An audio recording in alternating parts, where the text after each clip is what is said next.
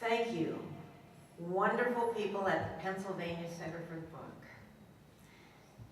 and the Penn State University Libraries and the Pennsylvania Wonderful School Librarians Association.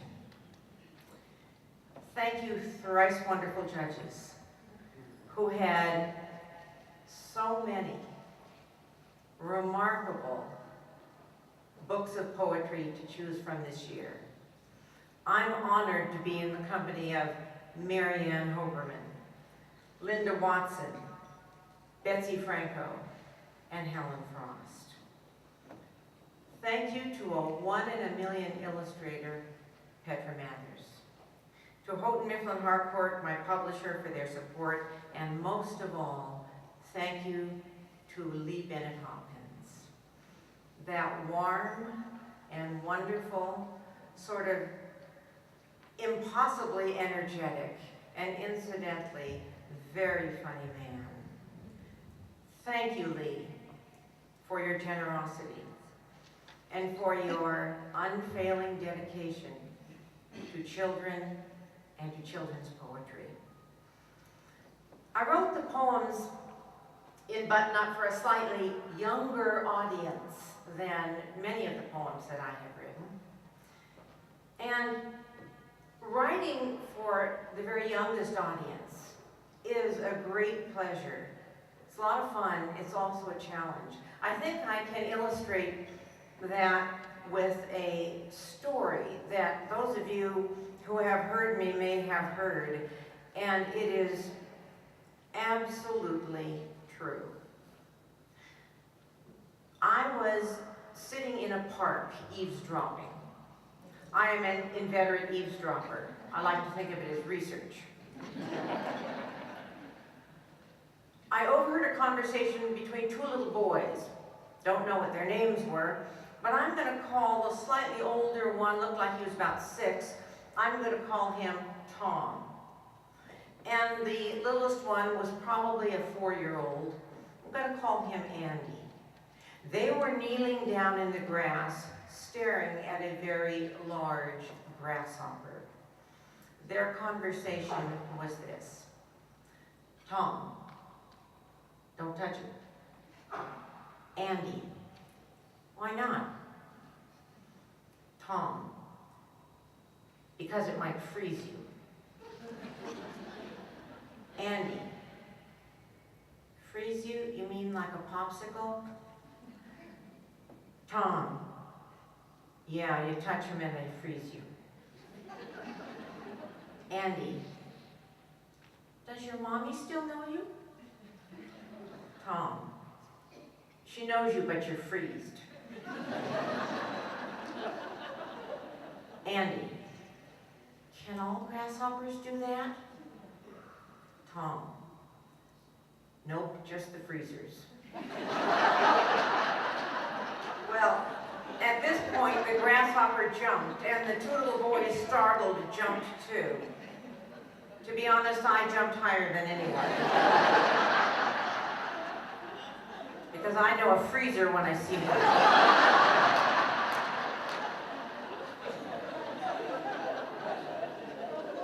And that's the fun of writing for the very young. Because you don't have to convince them that their clothes can talk. They know that already. The challenge part comes in trying to discover the individual voices, the unique personalities of garments. I started out with shoes. We are Jennifer's shoes. We came home in a box.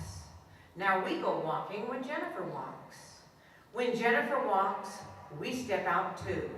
One of Jennifer's feet per shoe. We are learning the ways of Jennifer's world, the way that Jennifer's toes are curled, the softness of carpet, the steepness of stair, the curve of the rung under Jennifer's chair, the hole in the heel of Jennifer's socks.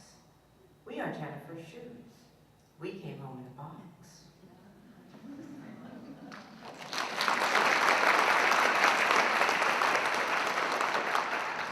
The next one is one that Petra really ran with. Birdie is quintessential cool. And Birdie's shoelaces are every inch as cool as he is. Love the mohawk. And who knew Birdie was an otter? Good old Birdie. He lets us hang around. It doesn't bother Birdie when we drag along the ground. We're not uptight, as our birdie buddy knows. We're hang loose laces, and we don't do bows.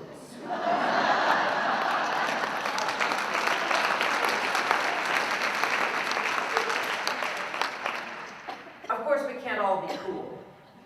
Some are more infused with a strong sense of responsibility.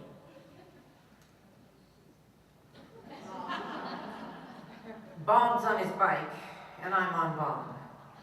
I'm Bob's helmet. I'm on the job. Bob burns rubber. Bob climbs hills. Bob does wheelies. Bob takes spills. Bob skins his elbow. Bob scrapes his knee. Bob doesn't hurt his head. Bob's got me. And if someday the sky should fall, it will not hurt Bob's head at all. Bob's on his bike again. I'm on Bob. I've got him covered. I'm on the job.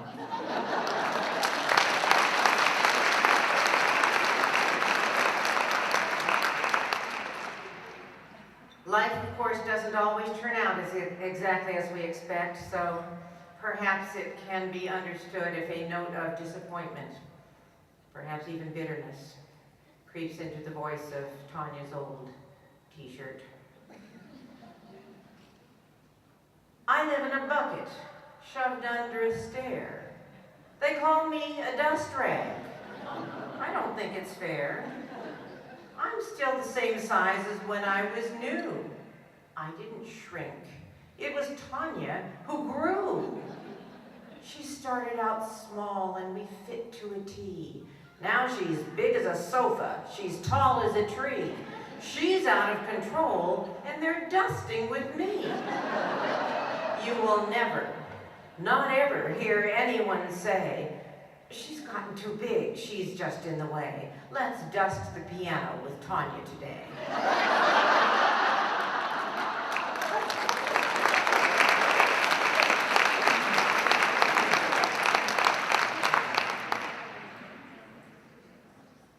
But for some clothes, the cup is always half full. And life is always good. I'm a hand-me-down sweatshirt with zipper and hood. I'm everyone's favorite and still looking good. I've been lost and recovered, been torn and been sewn, been dribbled on, tumbled in, rained on and blown. I started out Wendell's, was passed down to May. She passed me to Carly. I'm Andrews today. So zip up my zipper and pull up my hood. I'm a friend of the family, still looking good.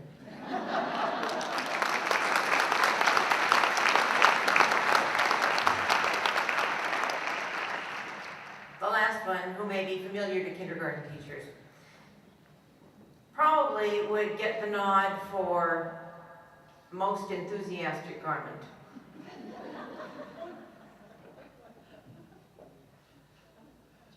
I'm Bill's blue jacket. Everybody cheer. Bill's going to put me on. Bill's right here. Bill's going to take me off of the hook. Take me out, shake me out. How do I look? Arm in the left sleeve, arm in the right. Button up, button up, button up tight. Snap goes the collar under Bill's chin. Everybody holler, Bill's all in. Everybody clap your hands. Everybody shout, Bill's got his jacket on. Let's go out.